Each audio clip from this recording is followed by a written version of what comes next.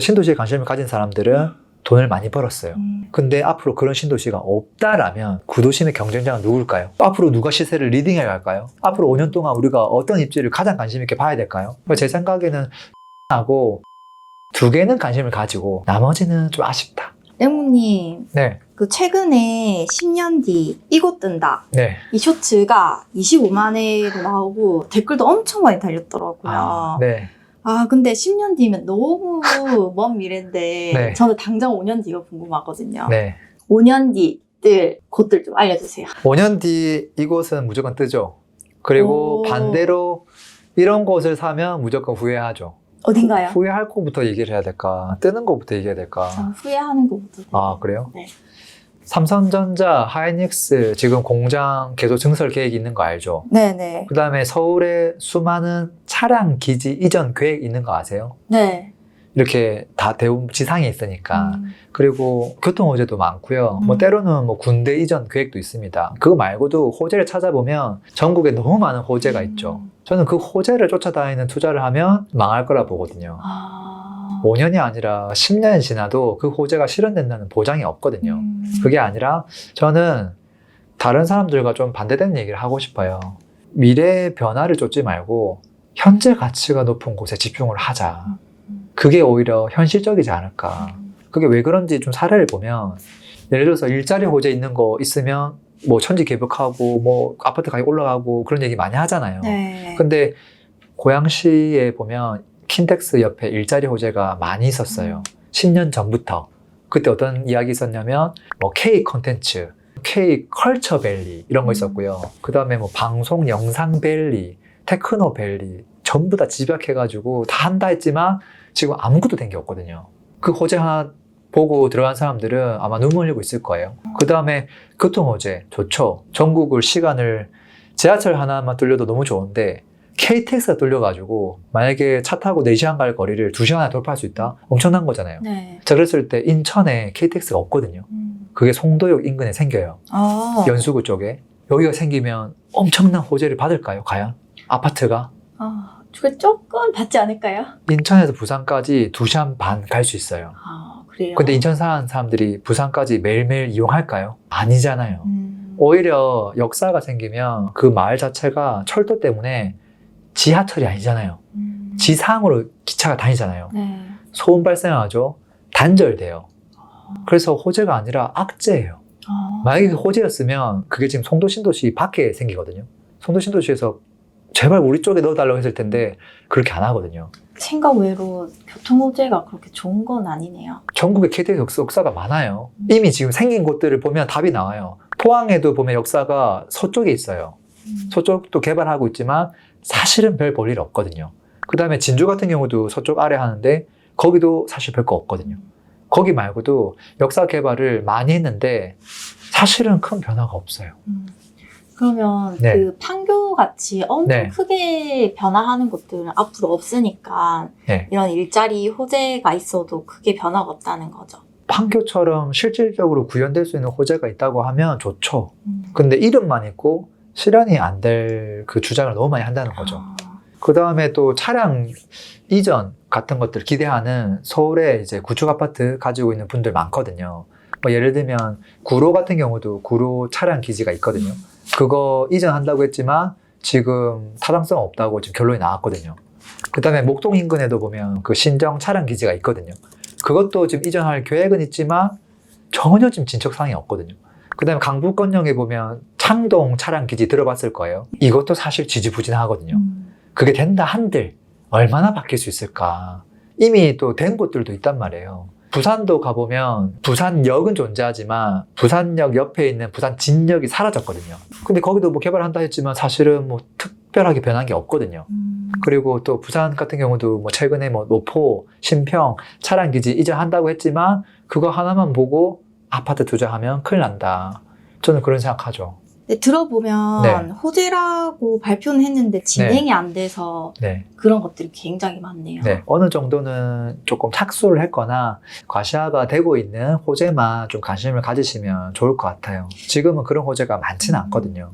그러면 네. 이런 호재 중에서도 좀 관심을 가질 만한 호재 같은 게 있을까요? 뭐 예를 들면 아예 그 도시 자체가 새로 만들어지는 경우, 신도시 같은 경우는 관심을 가질만 하죠. 근데 이제 제가 예전에 썼던 책에 밝혔는데 좋은 신도시가 있고 그저 그런 신도시가 있거든요. 신도시라고 다 좋은 게 아니거든요. 그래서 누가 어디에 어떻게 무엇을 이 네 가지를 체크해보면 좋은 신도시인지 아닌지 답이 나온다. 아, 저 정모부에서 본 것 같아요. 맞아요. 맞죠? 네. 그래서 개발 주체가 지자체가 진행하면 자금이 부족하기 때문에 지지부진해요. 그래서 정부 주도로 진행하는 개발 방식. 그 다음에 어디에 있느냐가 중요한데 기존 구도심하고 되게 가까이 있는 신도시여야 돼요. 예를 들면 아까 판교 같은 경우는 너무 좋죠. 근데 만약에 거기 알아요? 충남 도청 신도시 알아요? 아니요. 거기는 이제 도심하고 전혀 상관없는 진짜 시골에다가 덩그러니 만들었거든요. 그 다음에 김천 혁신도시도 마찬가지고요. 이런 신도시는 사실은 큰 의미가 없어요. 그 다음에 이제 어떻게 개발하냐는데 규모가 중요합니다. 이게 뭐 도시개발 같은 거는 사이즈가 좀 작거든요. 그래서 택지개발 또는 신도시, 특히나 사이즈가 100만 평 이상 정도 나와줘야 그 신도시 안에 우리가 필요로 하는 인프라가 다 들어가요. 뭐 구청도 들어가고 시청도 들어가고 법원도 들어가고 백화점, 호수공원 이런 게 딱 들어갈 수 있는데 사이즈가 작으면 이게 애매합니다. 그 다음에 이제 무엇을 부분해서 그 안에 들어가는 시설들을 좀 봐야 되는데 일자리가 들어오면 너무 좋고 그 다음에 아까 인근에 구도심이 있어야 된다 했잖아요. 그 구도심을 연결해주는 교통이 있어야 되고요.